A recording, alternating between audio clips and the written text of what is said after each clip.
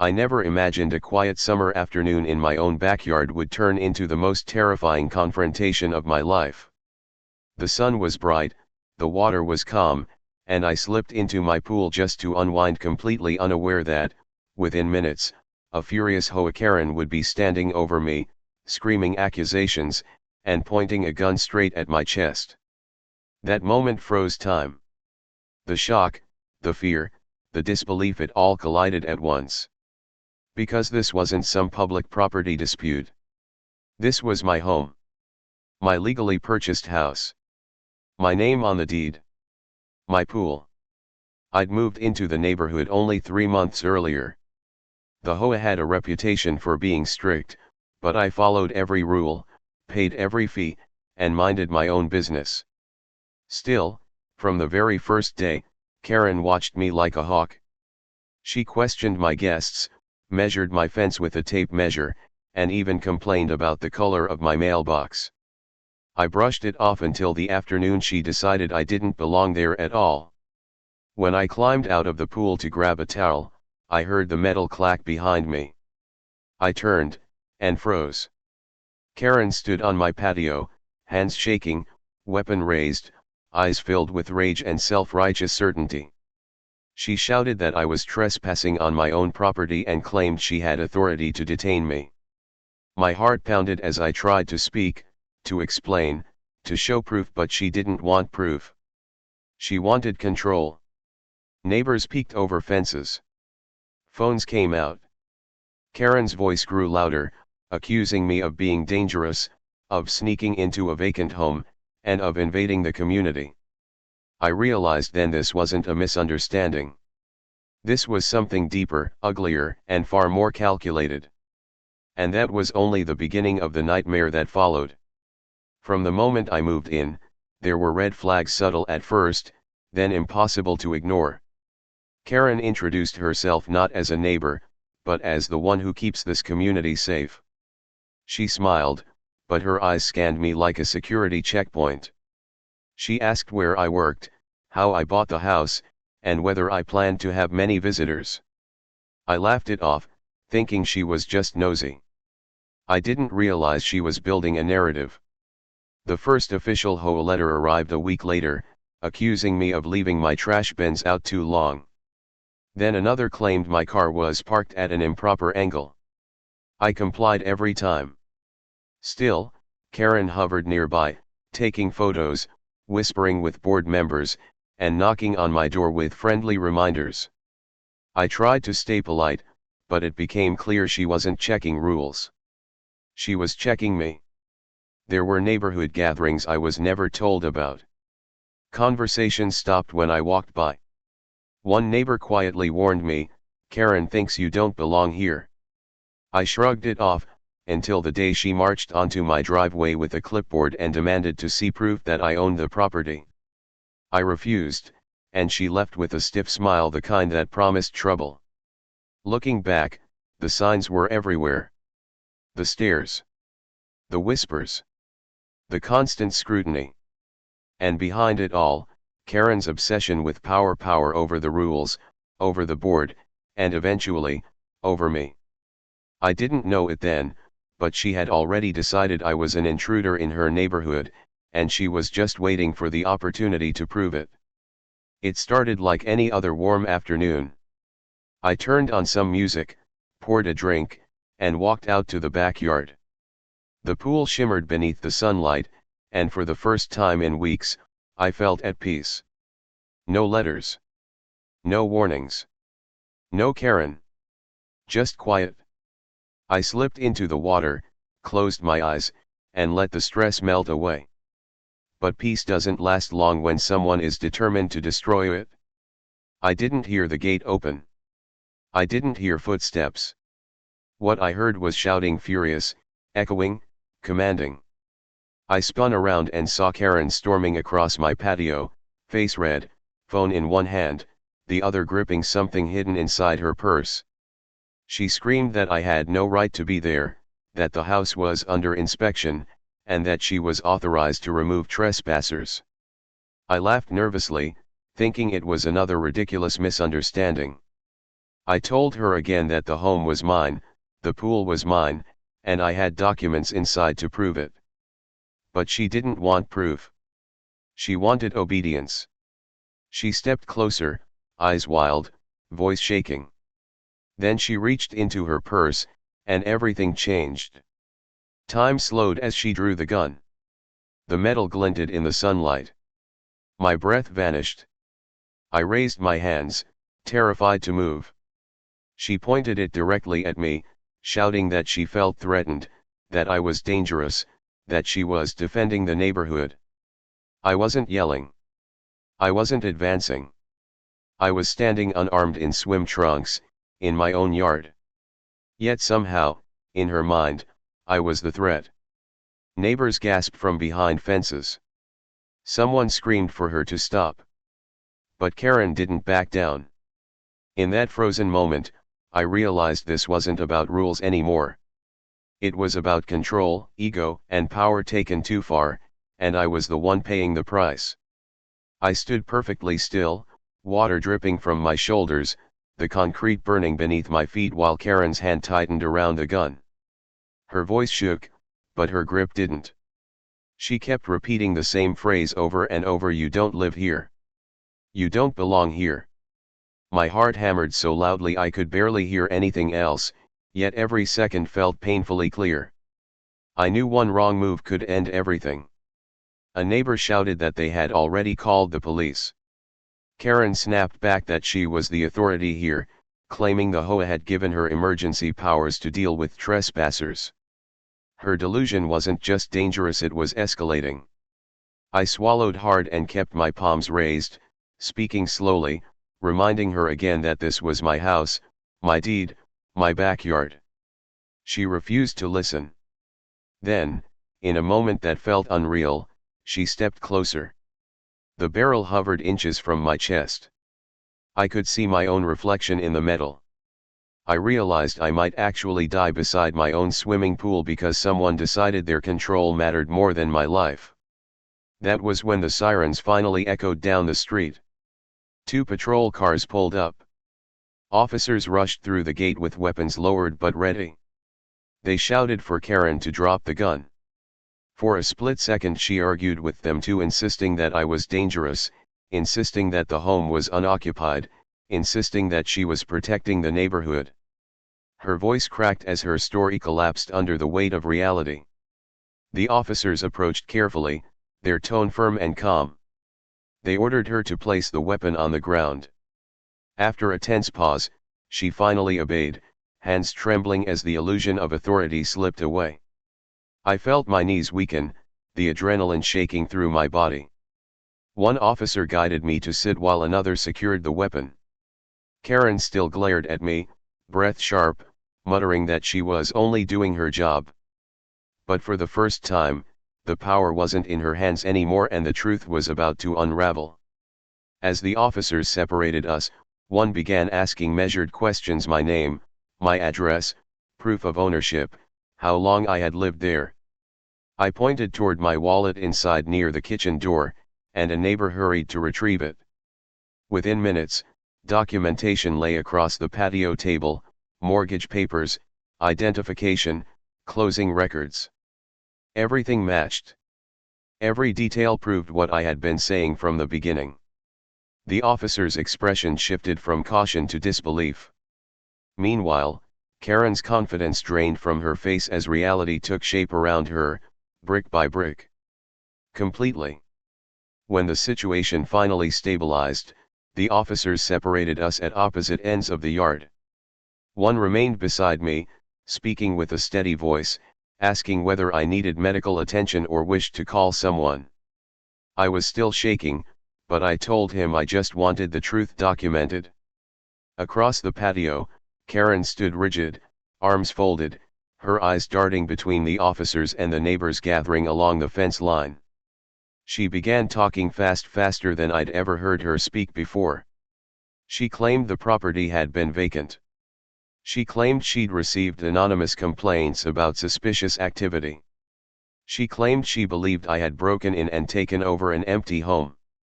Every part of her story was built on assumptions and ego, not facts. The officer listening to her asked one simple question: "Did you verify ownership before pulling a weapon?" She hesitated. Then she said the words that sealed everything I didn't need to. "I know who belongs here."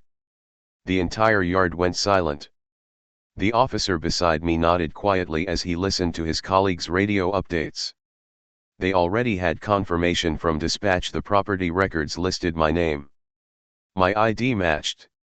My move-in date matched. Everything aligned perfectly. Meanwhile, Karen doubled down instead of apologizing. She claimed I was uncooperative, that I had refused to answer questions in the past, and that she felt threatened simply by seeing me near the pool. She repeated the word dangerous like it was a script she'd practiced.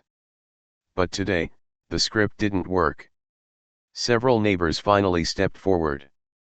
They told the officers about the photos, the constant surveillance, the complaints she filed against me for no reason.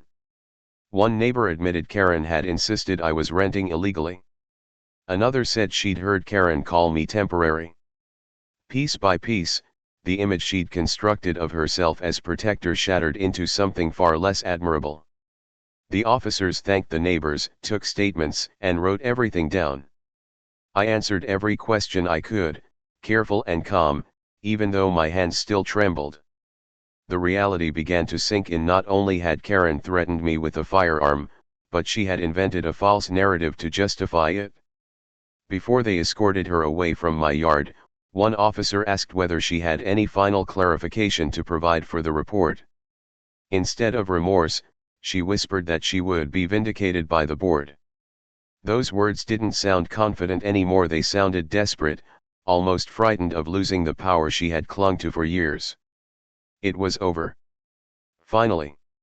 The days that followed felt unreal, a blur of paperwork, phone calls, and uneasy silence. The police investigation continued, and I filed a formal report. Word spread quickly through the neighborhood, and soon the HOA board scheduled an emergency meeting. Attendance was full. People who rarely cared about community politics suddenly wanted answers. I walked into the clubhouse with documents tucked beneath my arm, proof of ownership, copies of the police statement, and photos neighbors had shared from that afternoon. Karen sat near the front, her posture stiff, jaw clenched, eyes refusing to meet mine. For the first time since I had moved in, she didn't look powerful. She looked cornered. The board president opened the meeting with a firm tone. He explained the seriousness of the incident: not just a rule dispute, but a violent confrontation involving a firearm on private property. He invited me to speak first. My voice remained steady as I described exactly what happened, step by step, without exaggeration, without anger, just truth. Then the videos played. Neighbors had captured the confrontation from multiple angles. The board watched as Karen shouted, advanced, and pointed the gun. They heard her accusations. They heard me explain repeatedly that I owned the home. They heard the officers confirm it. When the footage ended, the room was silent. Karen finally spoke, or rather, tried to defend herself. She insisted she acted for community safety. She claimed she believed the property had been abandoned, that I had ignored her previous attempts to verify status, that she feared for her safety. But the evidence contradicted everything. The president asked whether the board had ever authorized her to confront residents with a weapon. She had no answer.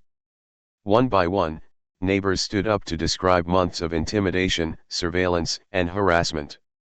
Stories poured out: driveway inspections, intrusive questioning, unapproved citations. A pattern emerged: control disguised as concern. The board recessed briefly, then returned with a decision that echoed through the room. Karen was removed from the HOA board effective immediately, fined for misconduct, and referred for further legal review. Her authority, the thing she valued more than anything, dissolved in a single vote. As the decision was read aloud, Karen's shoulders slumped, and the rigid confidence she carried everywhere finally cracked. She didn't shout. She didn't argue. She simply stared downward, absorbing the reality that the community she claimed to protect had stood united against the harm she caused, and the silence around her spoke louder than any defense. For the first time I finally felt seen. The truth no longer lived in shadows. It stood undeniable today. The weeks that followed were quieter on the surface, yet every day carried the echo of that moment by the pool. The case moved from neighborhood gossip into formal legal territory. Detectives contacted me for follow-up interviews, and the prosecutor's office reviewed the evidence carefully. I relived the scene again and again, each retelling reminding me how close everything had come to tragedy. Karen received a court summons. The charge centered on brandishing a firearm and making false, dangerous accusations. For someone who once strutted across the neighborhood like an unquestioned authority, walking into a courthouse was a very different stage. I sat in the back of the room during the hearing. The judge listened attentively as officers described the incident, as neighbors explained the pattern of harassment, and as the videos were presented once more. Karen's attorney tried to frame her actions as a misjudgment made out of concern, but concern doesn't place a gun inches from another person's chest. The judge spoke with deliberate clarity. Responsibility, he said, does not come from titles or committees, it comes from restraint, truth, and respect for others' safety. Karen was issued probation, required to complete community service, and ordered to attend counseling and firearm safety training. She was also barred from holding any future HOA authority positions. It wasn't vengeance I felt. It was relief that the system recognized the danger, that my life hadn't been brushed aside as a misunderstanding, that accountability had finally reached the person who believed she was untouchable. After the hearing, a few neighbors approached me quietly, offering apologies for staying silent earlier, for not challenging her behavior sooner. I didn't hold anger toward them. Power can be intimidating, and sometimes it takes one loud moment of truth to break years of silent acceptance. Walking out of the courthouse, I realized something important. This story wasn't just about one person with a gun. It was about what happens when authority goes unchecked, when fear replaces reason, and when someone decides their assumptions matter more than another person's safety. Justice didn't erase the memory, but it created a boundary, one that said my voice mattered, that my home was not a stage for anyone else's control. And as I stepped into the sunlight outside the courthouse, breathing deeper than I had in months, I understood that the fear which once trapped me no longer held power. It marked the beginning of healing, not just for me, but for the community that had watched everything unfold and finally chosen accountability over silence. From that point forward, nothing would return to the way it had been before ever. Life slowly settled into something resembling normal, though normal now carried a different meaning. The backyard, once the scene of fear, became a place of quiet reflection. I spent evenings near the pool, not to relieve the moment, but to reclaim it. The sound of water no longer reminded me of confrontation, it reminded me of survival. Neighbors who once kept their distance began stopping by to talk. Some shared their own experiences of feeling pressured or judged by Karen's authority, moments they had dismissed as minor until everything escalated. Conversations that had previously been whispered over fences now happened openly, honestly, face to face. The community changed. The HOA introduced new transparency rules, clarified boundaries of authority, and required mediation training for future board members. Instead of fear, participation grew. People attended meetings not to argue, but to understand one another. And slowly, the neighborhood became what it should have been from the beginning, a place where people lived, not a territory to control. For me, healing came in layers. Some days, the memory resurfaced unexpectedly, the glint of metal, the frozen silence, the sound of sirens. But with each passing week, those memories lost their grip. Strength replaced shock. Confidence replaced hesitation. I was no longer just the person this happened to, I was someone who endured it and stood firm. One evening, an elderly neighbor approached me with a gentle smile. She said, you didn't just protect yourself that day, you protected all of us from what could have happened next." Her words stayed with me. They reminded me that courage doesn't always look like confrontation. Sometimes it looks like standing still, telling the truth, and refusing to disappear. Rebuilding trust took time, but it grew stronger than before, rooted in openness, accountability, and shared respect rather than fear. I finally invited friends and family over again, filling the yard with laughter instead of tension. The pool lights shimmered across the surface, and for the first time since moving in, the space felt entirely mine, not contested, not questioned, simply home. That sense of belonging wasn't given to me by any committee. I claimed it by staying, by speaking, by refusing to be erased. And with each new day, the fear faded further into the past. What happened would always be a part of my story, but it no longer defined me. Instead, it became a reminder of resilience, of community awakening, and of the strength that appears when truth is finally allowed to be seen. From that moment on, I walked my neighborhood with calm confidence, knowing my place there was unquestionable and secure. At last, home. Looking back now, the story feels larger than the moment that sparked it. It began with a pool, a summer afternoon, and a person who believed authority gave her ownership over others. But it ended with something far more meaningful, a renewed understanding of what it truly means to stand your ground with dignity. I learned that home is more than a structure or a deed. It is a place where your presence should never be questioned, where safety should never be conditional, and where respect must exist regardless of status or perception. That day taught me how fragile peace can be when fear and ego replace empathy. Yet it also revealed something powerful. Community isn't built by rules alone, it is built by people who choose to speak up when something is wrong, who choose unity over silence, and who refuse to let intimidation shape their world.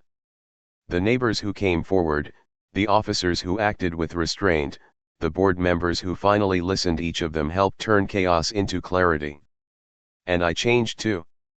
I carry myself differently now, not with anger, but with calm certainty. I know the value of my voice. I know the importance of documentation, of boundaries, of not allowing harassment to disguise itself as concern. Most of all, I know that standing firm doesn't always mean fighting, sometimes it means trusting the truth to hold its ground. The backyard has returned to a quiet place again. The water reflects the sky the same way it did before, but I am not the same person who stepped into it that afternoon. I am stronger, wiser, and deeply aware of how quickly assumptions can become danger when left unchallenged. If there is one message I carry from all of this, it is simple: no one has the right to strip you of your dignity, your safety, or your sense of belonging, not a neighbor, not a title, not anyone. And when someone tries, the truth will always find its way to the surface. Sharing this story wasn't easy, but telling it matters because somewhere, someone else may be facing the same intimidation, the same uncertainty, the same voice telling them to stay silent. If my experience helps even one person stand tall, then every frightening second becomes proof of resilience instead of fear. Thank you for listening to my story and for staying with me through every chapter of it. Your support, your attention, and your willingness to hear the truth transform this experience into something greater than pain. It becomes hope, courage, and a promise of change. For all.